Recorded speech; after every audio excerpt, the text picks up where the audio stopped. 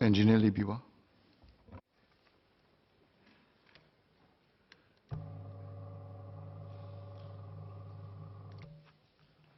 Mr. Speaker, sir, I rise to support the bill.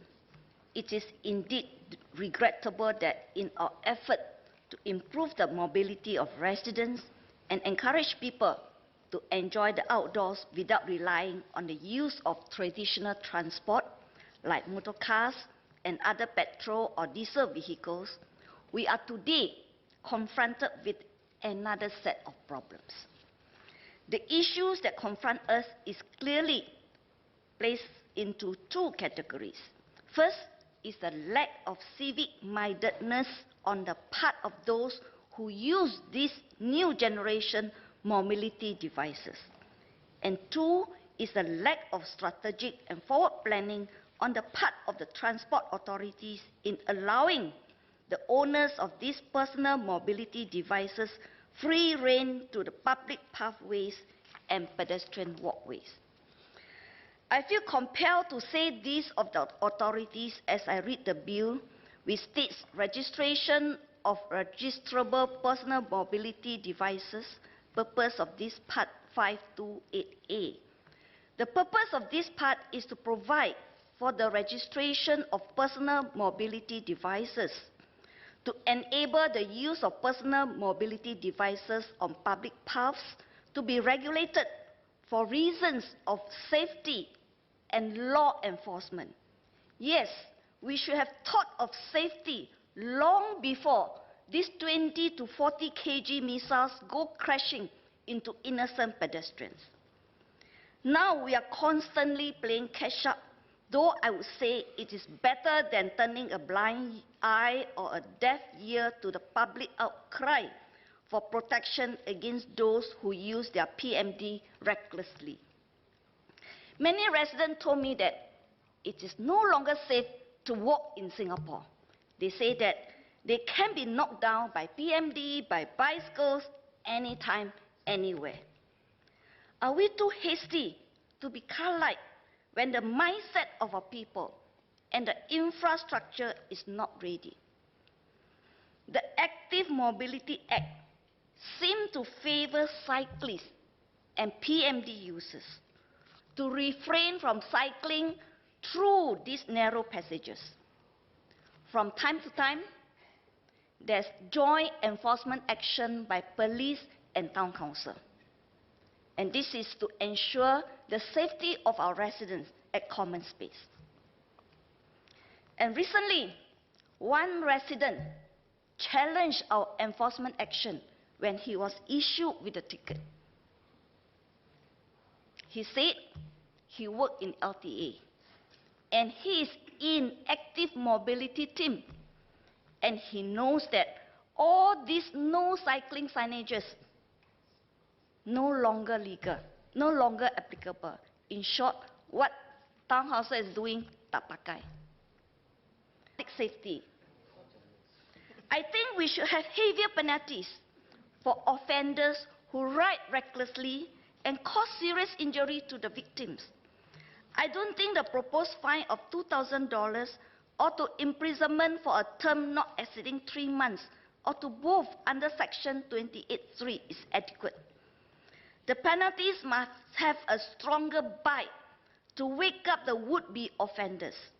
Also, I would ask whether the minister will consider imposing a ban for those who cause the victims to suffer serious, debilitating, permanent injury or death. I ask this because the victims cannot seek any compensation for the medical treatment and the continued expenses that will be incurred in looking after someone who becomes an invalid, or to be compensated for loss of a loved one. For compensation. Another area we need to look into is the need to take enforcement action against shops or anyone selling these PMDs which do not comply with the new regulations or which perform illegal modifications on these devices.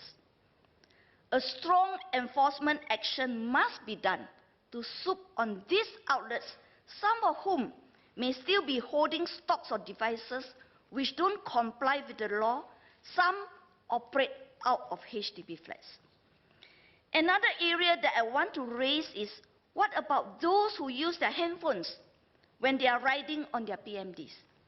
Would action be taken against them? I have seen on several occasions riders looking at their handphones while they cruise down the pathways. This is another reckless behavior that can result in an accident.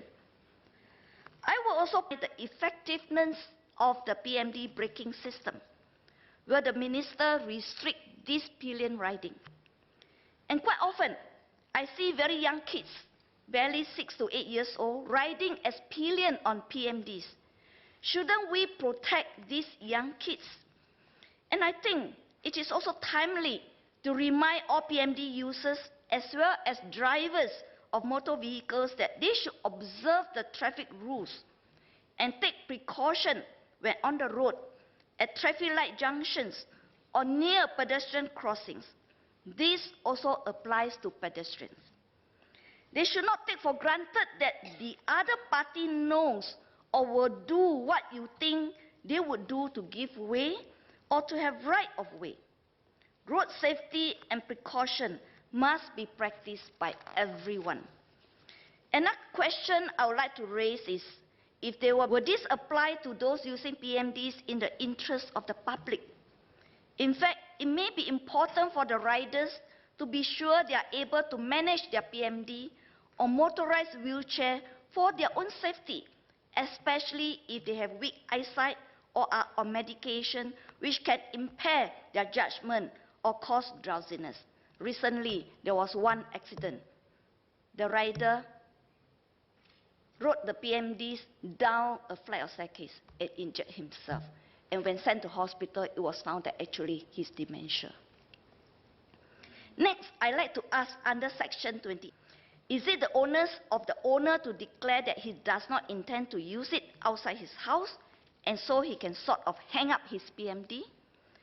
Secondly, can the minister clarify when will the authorities know if the device is wholly unfit for further use?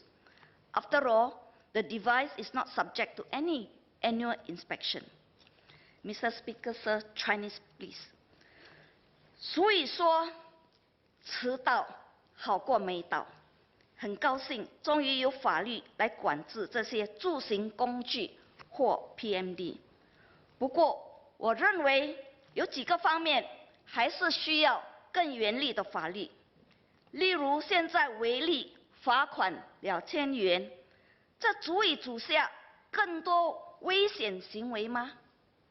在 PMD 上用手机，应该和开车用手机一样，立法禁止。